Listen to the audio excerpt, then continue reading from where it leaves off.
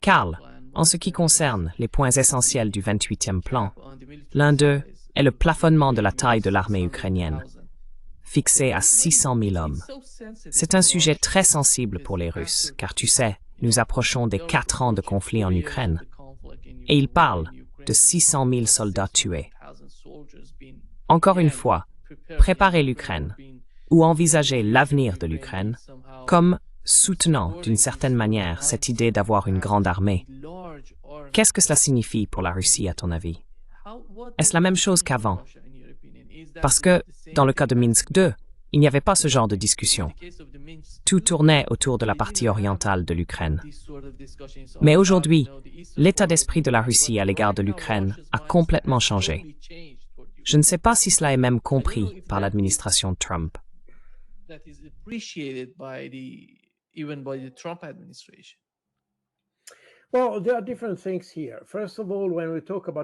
Eh bien, il y a plusieurs choses ici. Tout d'abord, quand on parle des chiffres, 600 était censé représenter une réduction des forces. Et j'ai vu différents chiffres. Je ne suis pas sûr que les gens aient compris cela. De plus, il faut dire qu'il existe apparemment différentes versions de ce plan en 28 points.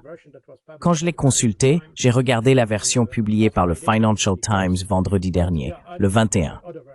Mais il y a d'autres versions. Il y en a une autre qui a été publiée par une députée ukrainienne, Gosiarenko, et qui diffère sensiblement de la version américaine. Mais je ne sais pas exactement. Il faut aussi reconnaître et probablement admettre que ces documents ne sont pas définitifs, mais qu'il s'agit probablement de documents de travail, comme les soi-disant non-papiers, utilisés pour élaborer des idées, des arguments et des choses de ce genre.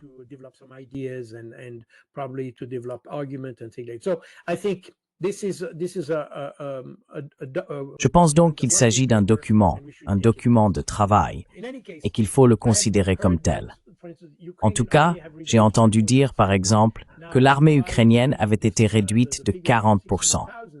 Maintenant, je vois le chiffre de 600 000. Et si l'on considère qu'une réduction de 40% aboutit à 600 000, cela signifierait que l'Ukraine disposait d'une armée d'1 million d'hommes. Si vous vous souvenez, c'est ce que Zelensky a affirmé à plusieurs reprises, qu'il avait une armée d'1 million d'hommes et qu'il voulait l'utiliser pour atteindre la mer d'Azov et détruire ou repousser les Russes, et ainsi de suite.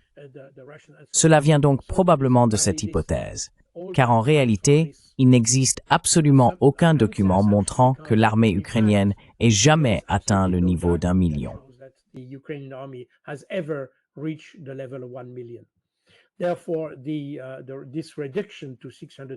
Par conséquent, cette réduction à 600 000 est pour moi une pure fantaisie. L'armée ukrainienne, à ma connaissance, et si vous consultez le site de l'Organisation mondiale que j'ai mentionné précédemment, indique la force des troupes actives de l'armée ukrainienne.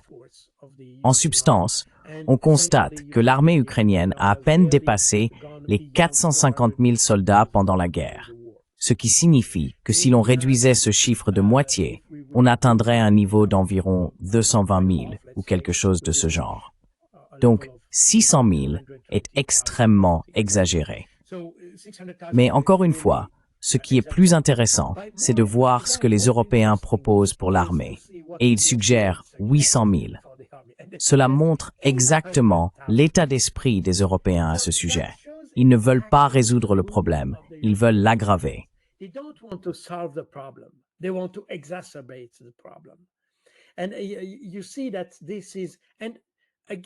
Et vous voyez, c'est, encore une fois, vous savez, j'ai une formation en renseignement et j'applique certainement des méthodes de renseignement lorsque je fais des analyses et des choses de ce genre. Mais je pars du principe que tous ces gouvernements ont aussi des agences de renseignement, des services de renseignement, des départements d'analyse capables de déterminer, premièrement, combien de personnes composent l'armée ukrainienne et deuxièmement, ce qui est en jeu dans ce conflit. En disant que l'armée ukrainienne devrait compter au maximum 800 000 soldats en temps de paix. En temps de paix. Cela signifie que ces gens-là ne veulent pas aller vers la paix. c'est clairement une provocation contre les Russes. Et c'est là que vous voyez exactement ce qui me frappe dans tout cela. L'esprit, l'état d'esprit, la mentalité de ceux qui sont censés aider à résoudre une crise. En réalité, ils n'ont absolument intention de la résoudre.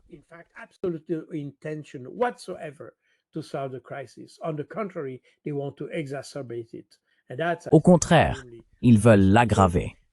Et c'est, je pense, extrêmement préoccupant. Voici donc ce que je peux dire à propos de ces chiffres. Ils sont manifestement exagérés. Je ne sais pas quel devrait être le bon chiffre. Encore une fois, il y a aussi quelque chose qu'il faut mentionner, car ce document, comme je l'ai dit, à mon avis, et puisqu'il en existe différentes versions, me donne la ferme impression qu'il ne s'agit que d'un document de travail. Mais, soit dit en passant, je crois que nous avons parlé des avoirs gelés il y a quelques semaines ou quelque chose comme ça. En tout cas, dans la discussion sur les avoirs gelés, le Premier ministre belge a dit « Eh bien, comment pouvons-nous définir ce que nous faisons de ces avoirs ?»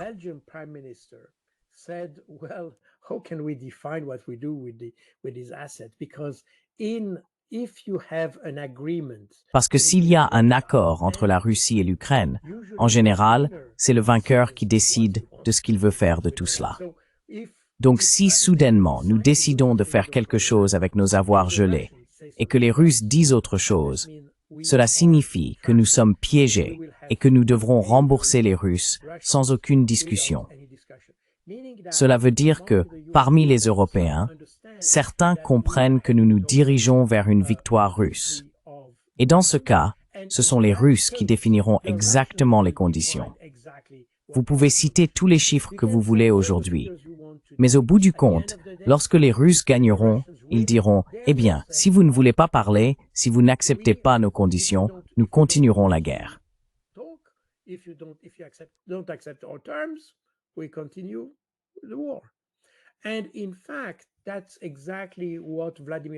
Et en fait, c'est exactement ce qu'a dit Vladimir Poutine, je crois que c'était vendredi, lors de la réunion du Conseil de sécurité russe.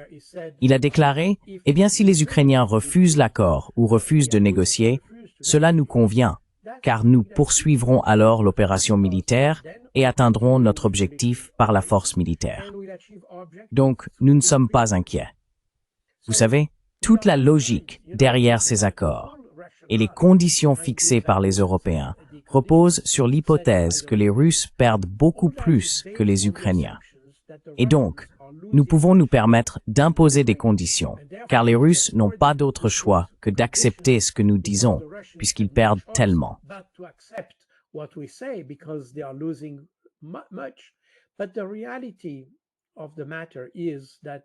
Mais la réalité, c'est que, et je pense que tout le monde le sait maintenant, enfin pas les journalistes, pas les politiciens, pas les soi-disant élites politiques en Europe, mais si vous parlez à de vrais professionnels, ceux qui ont, disons, une compréhension solide du conflit, du renseignement et de ce genre de choses, tout le monde comprend que l'Ukraine perd bien plus que les Russes.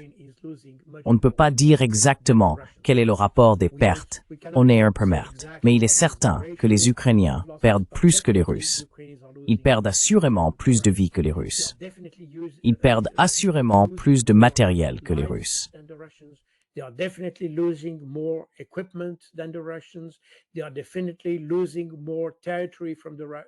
Ils perdent clairement plus de territoire que les Russes, et des choses de ce genre. Donc, cela signifie que les Russes, il n'y a pas de... Et c'est exactement d'ailleurs ce que Donald Trump disait dans la courte vidéo que vous avez montrée. Zelensky n'a aucune carte en main. Les Européens n'ont aucune carte en main. Donc, quand on n'a aucune carte, il faut tout faire pour attirer les Russes dans l'accord, pas pour le rendre peu attrayant. Parce qu'au final, c'est exactement ce que dit Poutine.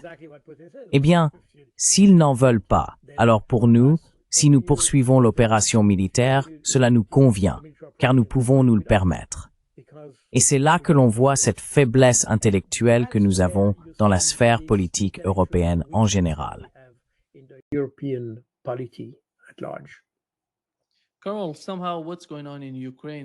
Colonel, d'une certaine manière, ce qui se passe en Ukraine reflète le même type d'état d'esprit qui prend forme en Europe, la militarisation de l'Europe. Car si vous souhaitez avoir un État ukrainien souverain, que ce soit dans la partie occidentale ou centrale de l'Ukraine, il faut prendre en compte ces 800 000 soldats. Comment nourrir cette armée? Quel est le plan? Parce que l'avenir de l'Ukraine n'ira nulle part avec ce genre d'état d'esprit.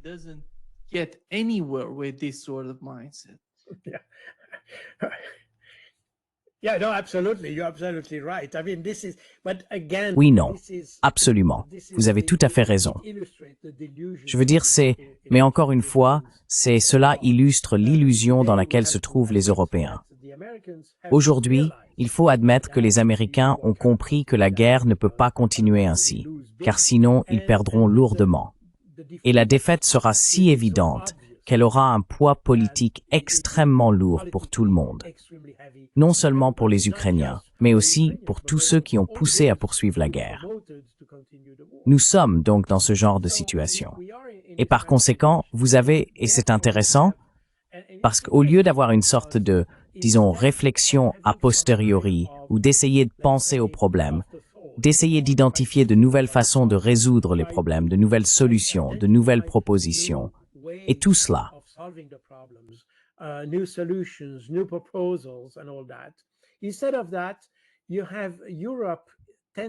Au lieu de cela, l'Europe a tendance à adopter une approche encore plus radicale. Cela a été illustré il y a seulement quelques jours par une déclaration du chef d'état-major de l'armée française, l'équivalent du président des chefs d'état-major interarmées aux États-Unis. Le chef d'état-major des armées en France, le général Fabien Mandon. Il a déclaré que chaque famille en France devait être prête à sacrifier ses enfants. Cette déclaration a suscité l'indignation sur l'ensemble de l'échiquier politique français, ainsi que parmi les citoyens, qui se sont demandé « De quoi parle-t-il » La France n'est pas en guerre avec la Russie. Nous sommes loin de l'Ukraine. Nous ne sommes censés faire partie d'aucun conflit.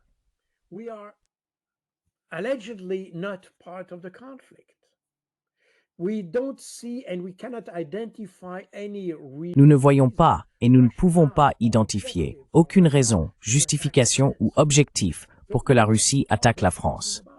Alors de quoi parle-t-il? Cela reflète également l'état d'esprit déclenché par Ursula von der Leyen lorsqu'elle a déclaré que l'Europe devait se militariser. Elle avait en réalité ce grand projet de remilitariser l'Europe. Et encore une fois, si l'on y réfléchit, quelle est la logique derrière tout cela? Il n'y en a absolument aucune. Tout cela est simplement alimenté par le récit selon lequel la Russie aurait attaqué l'Ukraine sans raison et aurait simplement voulu étendre son propre territoire. Et donc, une fois qu'elle aurait commencé avec l'Ukraine, pourquoi ne pas continuer avec les États baltes, la Pologne, et ainsi de suite?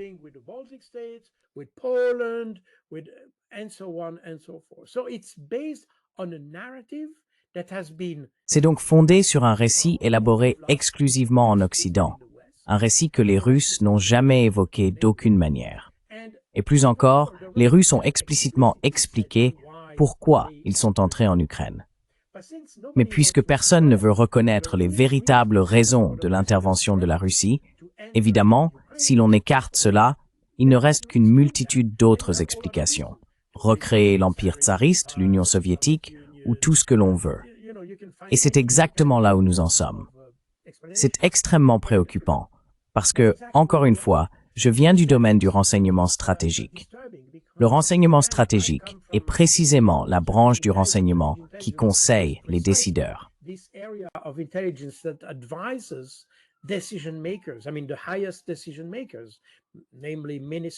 veux dire, les plus hauts décideurs, ministres, gouvernements, et ainsi de suite. C'est là tout l'objectif du renseignement stratégique. Maintenant, qui a conseillé ces personnes? Qui les a conseillées? Qui a conseillé le chef d'état-major français lorsqu'il a déclaré que la France devait se préparer à la guerre? Qui l'a conseillé? C'est extrêmement grave. Cela révèle un profond dysfonctionnement au sein de l'appareil de défense. L'incapacité à comprendre la menace telle qu'elle est réellement. Et on peut aller plus loin en disant que nous avons sous-estimé la Russie depuis des années. Et certainement, au cours des 3 dernières années, nous avons gravement sous-estimé les capacités russes. Nous avons sous-estimé leur capacité à combattre. We've underestimated their ability to fight. We've underestimated their potential. Nous avons sous-estimé leur potentiel militaire, leur potentiel économique, leur capacité à maintenir des relations diplomatiques avec le reste du monde. La Russie n'est absolument pas isolée. Elle est isolée de l'Occident, mais pas du reste du monde, tandis que l'Occident, lui, est devenu isolé du reste du monde. Et nous le voyons dans... Enfin, je veux dire, ce n'est pas le sujet de notre discussion aujourd'hui, cela dépasse notre cadre. Mais toute la question de la dédollarisation et tout ce qui s'y rattache va précisément dans le sens d'un reste du monde cherchant à échapper à la menace des sanctions économiques et autres venant de l'Occident. Ce qui signifie que le fossé entre le reste du monde et l'Occident se creuse, tandis que la Russie, de son côté, a élargi son réseau, renforcé ses relations avec le reste du monde, sans même parler de la Chine, qui est évidemment le pays le plus puissant du monde aujourd'hui.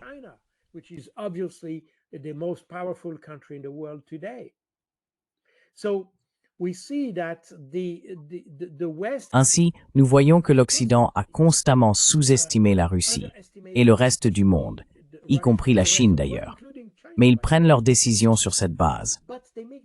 Encore une fois, si votre chauffeur de taxi sous-estime la Russie, vous dites « D'accord, pense ce que tu veux, pas de problème ». Mais lorsque ce sont des décideurs stratégiques qui commettent ce genre d'erreurs stratégiques, sous-estimer un pays comme la Russie, alors il faut bien admettre qu'il y a un problème. Il existe une profonde dysfonction au sein de nos établissements dans leur ensemble, car il devrait bien y avoir quelqu'un, quelque part dans le système, pour dire « Attendez, stop, nous allons dans la mauvaise direction ». Mais en Europe, cela ne semble pas influencer la logique qui sous-tend les décisions économiques ou politiques. Et en Europe, bien sûr, on peut ajouter un facteur supplémentaire, un facteur de complication.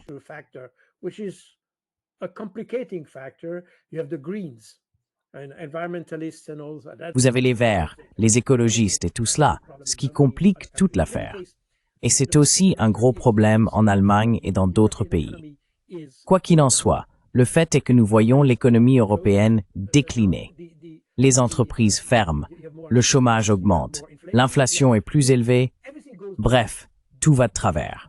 Le déficit budgétaire s'accroît dans tous ces pays et nous voulons encore continuer à soutenir l'Ukraine dans un conflit pour lequel nous n'avons aucun objectif clair. Je veux dire, même l'idée d'affaiblir la Russie ne fonctionne pas, car nous voyons que la Russie, au contraire, s'améliore. Et c'est la raison pour laquelle, en mars de cette année, c'est d'ailleurs mentionné dans l'accord en 20 points, les sanctions devaient être assouplies pour la Russie.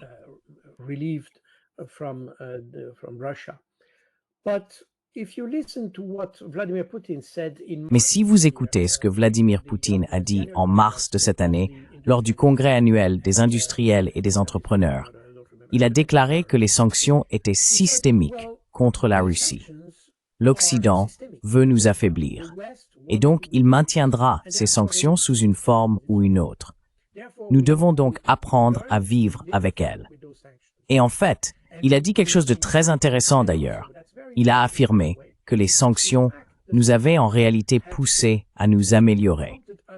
C'est intéressant, car on voit aujourd'hui, par exemple, ce qui se passe en Chine. Il y a cette lutte entre les États-Unis et la Chine à propos des semi-conducteurs. Et les États-Unis ont imposé une interdiction de fournir certains semi-conducteurs à la Chine. Et maintenant que les États-Unis sont en train de perdre cette bataille, ils ont commencé à réautoriser la fourniture de certains types de semi-conducteurs à la Chine.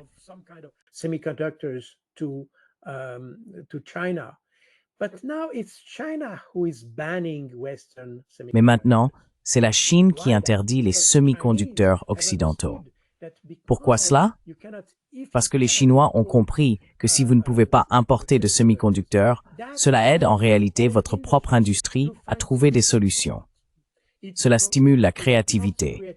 Cela soutient l'innovation, la recherche de nouvelles approches. Et les Chinois ont été extrêmement créatifs d'ailleurs pour trouver de nouvelles solutions afin de contourner l'interdiction des machines de lithographie et tout le reste. Donc oui, les sanctions peuvent probablement causer un certain tort au début, mais elles aident aussi un pays, s'il dispose de ressources. Et la Russie est un pays doté de ressources. La Chine est un pays doté de ressources. Ce qui signifie que tant qu'il est plus pratique d'acheter un produit fini plutôt que de le développer, on continuera à le faire.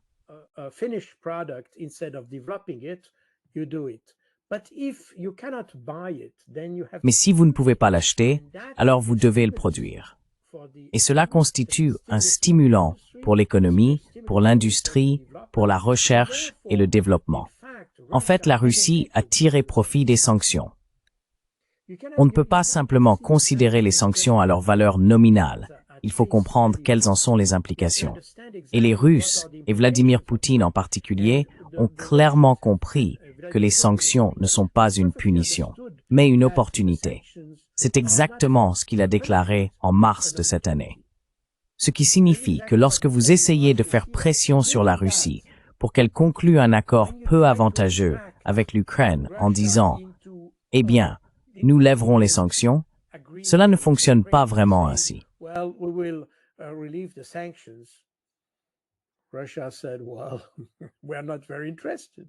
La Russie a déclaré « Eh bien, nous ne sommes pas très intéressés, car nous avons développé d'autres outils. Nous avons développé d'autres solutions. Et en réalité, les sanctions stimulent notre économie. Elles ont en fait un effet positif. » Nous pouvons constater que, du côté occidental, il existe une compréhension extrêmement simpliste des relations avec la Russie, et avec d'autres également. Ce n'est pas limité à la Russie. J'ai mentionné la Chine simplement à titre d'exemple, mais en réalité, la relation entre l'Europe et la Chine est exactement la même. La relation entre les États-Unis et la Chine souffre du même problème. Nous avons tendance à sous-estimer les capacités des autres. We tend to underestimate the capabilities of others. We tend to look at the problem just as face values. Nous avons tendance à examiner le problème uniquement en surface et par conséquent à ignorer ce qui est réellement en jeu derrière. Pendant ce temps, si vous voyagez en Russie ou en Chine, vous constatez que les gens y sont extrêmement bien éduqués. Le niveau moyen des individus est très élevé. Bien plus élevé que celui de l'Occident d'ailleurs, et probablement bien plus élevé que celui de nos dirigeants politiques. Ce n'est pas difficile d'ailleurs. Nous voyons donc que ces pays ont un potentiel immense et qu'on ne peut pas simplement les attirer avec des mesures simplistes. Il faut aller plus en profondeur. Et c'est exactement ce que montre ce plan. Pour cette raison, je pense que les Russes ont compris. D'ailleurs, c'est aussi ce que Vladimir Poutine a déclaré vendredi au Conseil de sécurité nationale.